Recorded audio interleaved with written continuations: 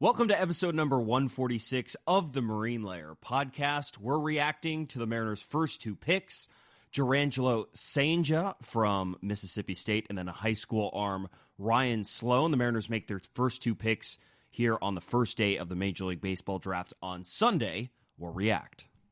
And here's your guys' reminder before we start the show. Make sure to download the episodes. If you're listening, leave a 5-star review, leave a written review. Make sure to like, comment, subscribe on YouTube, and then check us out on social media. We're on Instagram, TikTok, Twitter, YouTube Shorts, at Marine Layer Pod. Let's get it rolling. The pitch from Acevedo. A drive deep to right field. Down the line. The Mariners win this game 2-1. The dream lives. They're going to the playoffs. 1-1 from Cjintje. There you go. Left field. We got a tie ball game. Julio. Oh, baby, what a moment. Tie ball game at 7-7.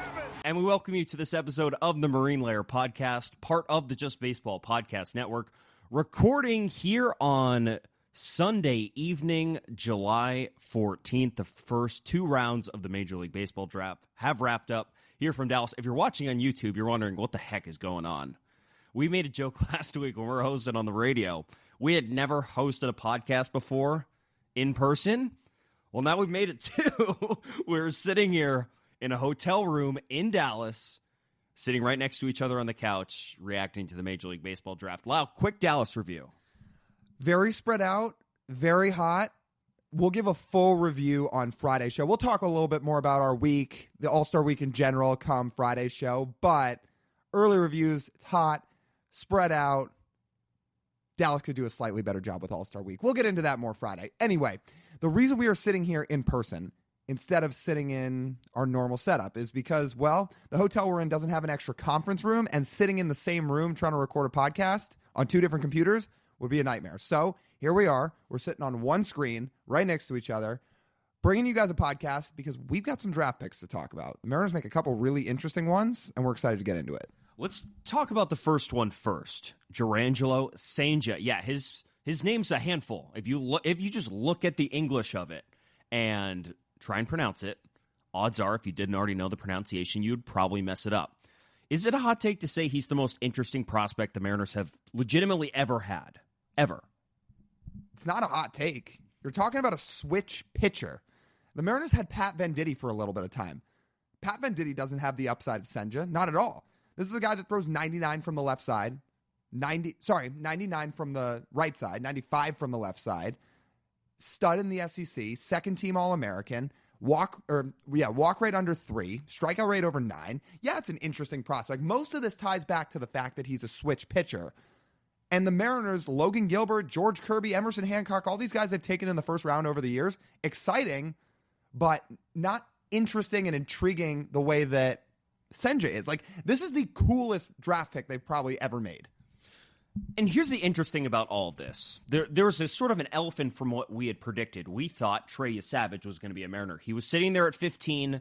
The profile fit. He seemed like a guy that could be a Mariner by this time next year. And I think coming into this draft, you and I wanted that. We wanted somebody who would be almost in the big leagues by July of 2025. I don't know if he's going to be in the big leagues by this time next year. He's more developmental. Among all the first-round pitchers, he's probably the most developmental. But there's a lot to work with here because they're going to let him continue to pitch with both hands, which is going to be nice. He does. Here's the comp I saw. I think MLB Pipeline put this out. It's Marcus Stroman as a righty and a reliever as a lefty.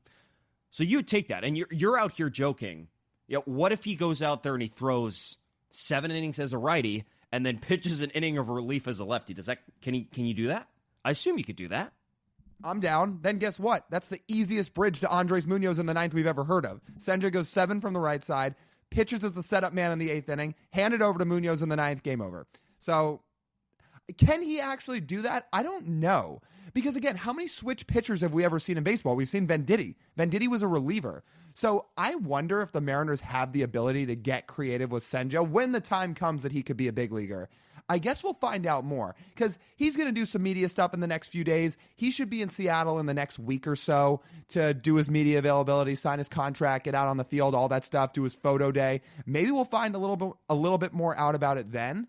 But the ideas that you can start to kind of think about in terms of how creative you can get this guy is interesting. And honestly, I bet you that's why the Mariners, at least for now, are saying, yeah, we'll let him continue to be ambidextrous. We'll let him pitch from both sides, because I wonder if they're thinking about some of these things too. We don't know all these things yet. Like, again, a guy like this hasn't really ever existed in baseball.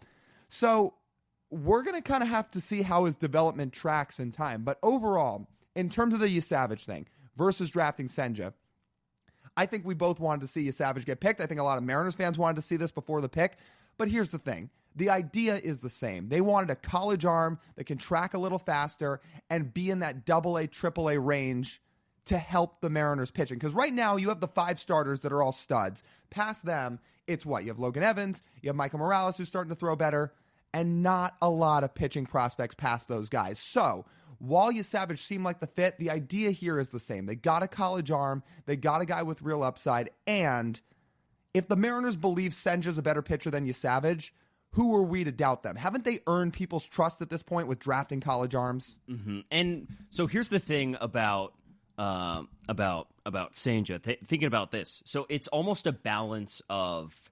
We heard Scott Hunter talk last week and say the idea of drafting a high schooler is not. It's not. They're not writing it off. They're certainly not writing it off. And Cjintje's a young college player. He's a sophomore eligible. He turned 21 6 weeks ago. That's on the pretty young end of drafting a college player. So it works out for the Mariners. They get a college player on the younger side who's more developmental, which plays along the lines of a high schooler. Now on the ambidextrous pitching side. So let's note that he's not the ideal pitching build. He's only 5'11", right? That's what he's listed at. It's like 5'11", 200. And the note is that there could be some reliever risk. Now, why not? If there is any bit of reliever risk with your first-round pick, you got to let him pitch from both sides, because it keeps both the options open. Because at the very least, if he let's play the guessing game here. Say he makes it to the big leagues as a pitcher, he's probably only going to be a righty. Guessing? Like, I'm guessing if he's going to make it to the big leagues and totally focus on one thing, he's going to be a right-handed pitcher. He's up to 99 as a righty. His breaking stuff is sharper as a righty. I would imagine his command is also a little bit better as a righty. Funny enough, he's a natural lefty. Yeah. He's supposedly a natural lefty, but his stuff is way better as a righty. So that's why the Mariners are going to go that. So if he makes it to the big leagues, he'll probably throw as just a righty. But if that reliever risk comes into play, the stature doesn't hold up, it's too max effort, he's not able to repeat his stuff as much, it makes a little bit more sense to at least let him try both arms, because while we haven't seen that many ambidextrous relievers in Major League Baseball, it is valuable if you have someone who can throw in the mid-90s from both sides. Mariners' current bullpen could probably use that. That would be helpful, right? Would it not? Yeah, it'd be a little helpful to have a lefty and a righty with big-time stuff. Yeah, why not? Now, what you were saying about Scott Hunter saying they could draft a high schooler, what Scott Hunter was really kind of harping on was he said high school pitcher, which the Mariners have never done. When he had his pre-draft media session last week, he said, we are not ruling out the idea of taking a high school pitcher. And I thought to myself, well, are they going to target Cam Caminiti, the high school lefty from Arizona? Are they going to target somebody else we're not thinking about? But this is kind of that in-between.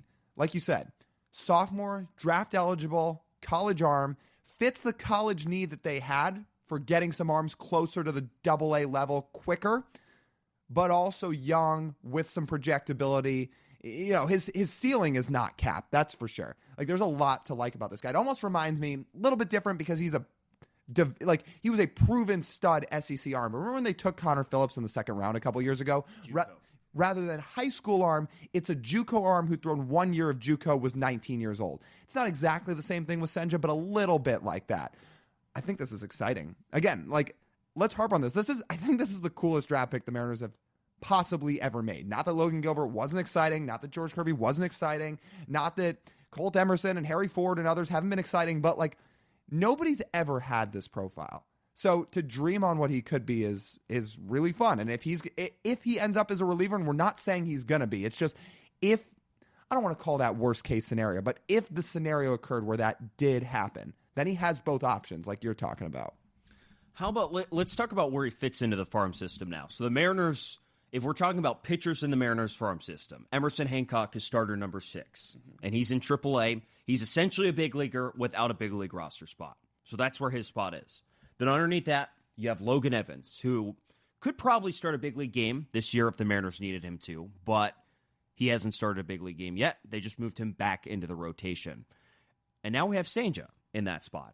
Probably right after Logan Evans. Yeah, Logan Evans was a 12th round pick, but he showed that he deserves that spot above the Mariners' first round pick this year. And Cjintje will probably, if there's any case where Cjintje overtakes Logan Evans, because Logan Evans for a 12th rounder, again, is as close to the big leagues as you would get a year out of his draft as you could possibly have.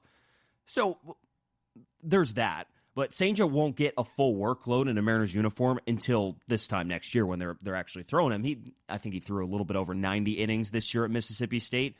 Yeah, he's got the wear and tear of 2 arms instead of 1, and it could be a little bit less, and they could say, okay, because of that, we can throw him a little bit more here down the stretch. But, as the Mariners are cautious, they pulled Logan Gilbert today on Sunday at 87 pitches, right? They're going to play things cautious. So we're not going to see that full workload and a chance for him to really shoot up the Mariners rankings, I would say, until next season, which is fine for a first rounder. It's fine. When Logan Gilbert came onto the Mariners, he didn't come in and pitch a ton after that. Neither did George Kirby. So it's going to be a little bit of patience. But I think patience is going to be needed with this pick. While this is a college pitcher, I don't think Cjintje is the guy who's ready to pitch in the Mariners rotation at this time next year. I think that's a fair statement. I don't think he would be ready at that point, which is fine. Most college players are not. Some of them are. The special ones are. Paul Skeens, who's starting the All-Star game here on Tuesday, will be ready. He was playing at LSU last year. Now he's starting the All-Star game. But not everyone's right that. Cjintje, unfortunately, does not have that kind of stuff. No, he doesn't, but that doesn't mean his projectability is not really good. So to your point, yeah, he might not be a fast tracker. That's okay. It'll be interesting to see how fast Trey Savage tracks with the Blue Jays, which might not have ultimately been the Mariners' number one factor into making this draft pick. They might not care about the whole fast tracking thing much. They want the best arm. If they think Cjintje's the best arm, they're taking the best arm. Again, they've earned people's trust at this point with the college arms they took and really the pitchers that they take in general. So in terms of his ranking within the farm system, I think you're right that in the sense of he'd be behind Hancock, he'd be behind Logan Evans, in the sense of where he slots in when you rank your prospects. Cjintje's not starting in the big leagues this year. Like, for example, if the minor leaguers and some of the guys in the big leagues, heaven forbid, had a ton of injuries and they needed a starter, for example, like Cjintje's not coming up to start this year ahead of Reed Van Scooter. He's not coming up to start this year ahead of some guys in AAA. It's just in the sense of where you rank your prospects. Yeah, that's where he probably slots in right now in terms of, like he says, behind, well, it's actually interesting. I was going to say behind Hancock, behind Evans. I'll be interested to see where third-party outlets rank him. Maybe he's ahead of those guys. I don't know. Yeah, in prospect rankings, but in totality, think from the Mariners' sense. I don't think he would be in front of those guys, at least in terms of getting to the big leagues. We're not talking about upside here. We're talking about, are you going to be able to contribute to a big league roster, I think. So in that sense, yeah, Hancock, Evans, Cjintje. Because Emerson Hancock right now is not a top 100 prospect, but Cjintje would be a top 100 prospect, therefore, right?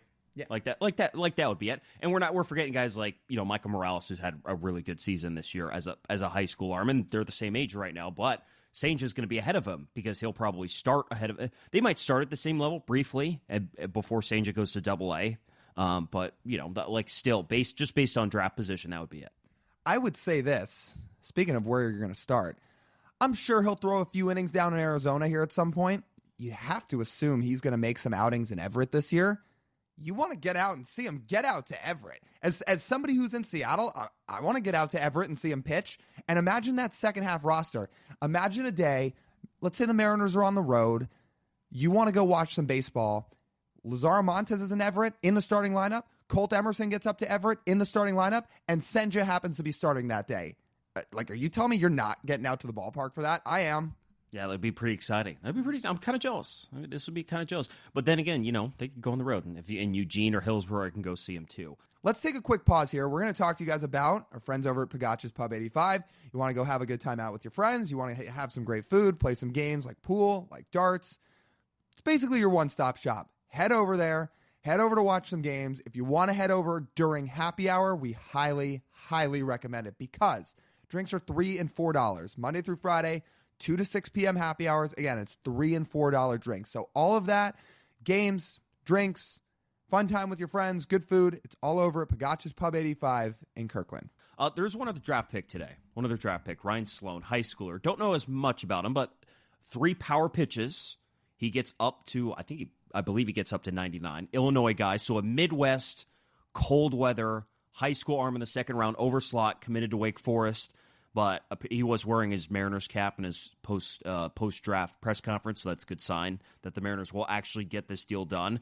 It is believed to be quite a bit overslot to get him signed, so we can't predict what will happen on Monday in the latter rounds, but there will be some senior signs to offset that as well. But so 2 pitchers. So this is where sort of the projectability factor comes into play and the high school pitcher idea from Scott Hunter. Well, you didn't get him in the first round. In the second round, you did, and they're going to expect Sloan to have a big part as a second rounder. Yeah, there's no doubt about it. When you overslot a high school arm, probably means you believe in him, and believe in him a good bit. And like you said, when you have 3 pitches like he has, they're all they're all in on him. They drafted him. They overslotted him. Yeah, it'll be exciting. Like, we'll see what he brings to the table. This is a guy where you heard Scott Hunter talk about, again, they were interested in high school arms. They might not have done it in the first round, but in the second round, they overslot a high school arm, which means you're getting overslot money in the second round, probably means you had the potential to be a first rounder. And they wanted to make sure they could get him away from school and sign him as a pro. So they overslotted him and took him in the second round.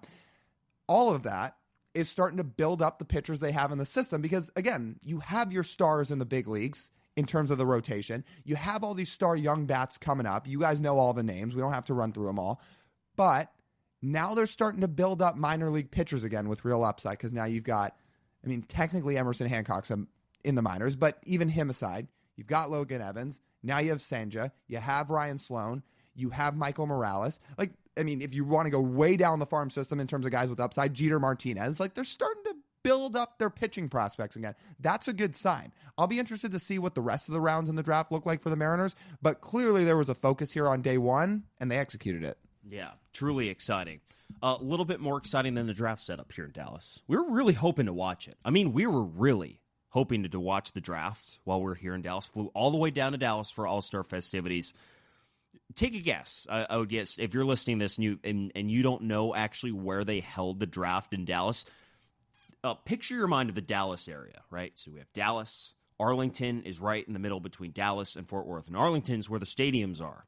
That's where we spent most of the last 2 days getting some fan content. Stay tuned to the YouTube pages and Instagram, TikTok, YouTube Shorts. We're going to have all that content out here. So we're sitting there trying to figure out, and we ran into a friend of the podcast, Joe Doyle, who we'll have on Friday's episode to break down this entire draft class in significantly more detail than we're doing right now because he's the best and knows way more than we do. So we're sitting there talking to him and trying to scope out a few things about the draft. He's like, Joe, where's the draft at? It's like, oh, it's in Fort Worth. Sorry, isn't the All-Star game for the Rangers, right? In Texas and Dallas. It's like, well, yeah, but it's in Fort Worth. Get this, Lyle. What was your reaction when you realized Major League Baseball had the draft at a place for a rodeo and they had all the chairs set up on rodeo dirt? I laughed. I laughed at the fact it's like 45 minutes away from where the All-Star Village is outside of Globe Life Field in Arlington. I laughed at the fact that it's in a dirt circle. I laughed at the fact that part of it looked like a rodeo setup, part of it looked like a high school gym. What is Major League Baseball doing? I'm sure we're a little bit biased because of where we're from and the podcast of the team we host for.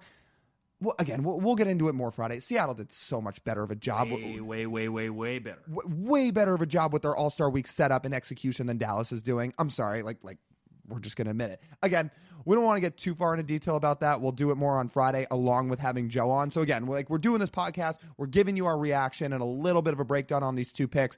We're going to have Joe on Friday because he is so good at breaking this stuff down. And not just us, but all you guys are going to learn way more about this draft class after that show. But there's a little preview of our All-Star Week recap. We're going to have some good stuff to talk about for Friday's episode too. We're going to highlight a lot of the positives. But yes, Dallas is very spread out. Rangers and Major League Baseball probably could have done a little bit of a better job with their execution. And I'll leave it at that. Is that fair? No, the barbecue was good too. Oh, the barbecue was really good. Yeah, again, there's been good parts about this All-Star Weekend. There's going to be plenty more. But we've just highlighted a couple of the parts that maybe could have gone a little bit better. I know we're starting to wrap this podcast up. We said it would be about a 20-minute episode, and it is. I think actually all of you guys here should give us a big thank you before we sign off. Why are we saying that? We went through this whole episode and did not mention a certain series in Anaheim this weekend. Aren't you happy? We're not making you do it. It's All-Star Week for everybody. We all get some time off to relax and just, we're not going to talk about the big league team for a few days, all right? We're just going to leave it be. If you really want to hear about it, we did about a 45-second reaction of the series that's on social media. You can check it out there. But we didn't do it. We're just not going to bring it up. And we're going to have plenty to talk about on Friday. I know we're having Joe on Friday to talk about the draft, but yeah, we're going to have a little bit of time to digest what has happened since we left. But because it's All-Star Week, everybody deserves to relax, so we're not going to bring it up. Okay. I think that just about wraps up this edition of the Marine Layer Podcast. You guys know the drill. You want to listen to the full-form podcast, you can do so wherever you get your audio pods. Make sure to download, leave a 5-star review, leave a written review. If you're watching on YouTube, hit the subscribe button, drop us a comment, and on social media, follow us everywhere on Instagram, TikTok, Twitter, and YouTube Shorts at Marine Layer Pod. That's TJ. I'm Lyle. As always, we thank you guys for tuning in. We'll talk to you soon.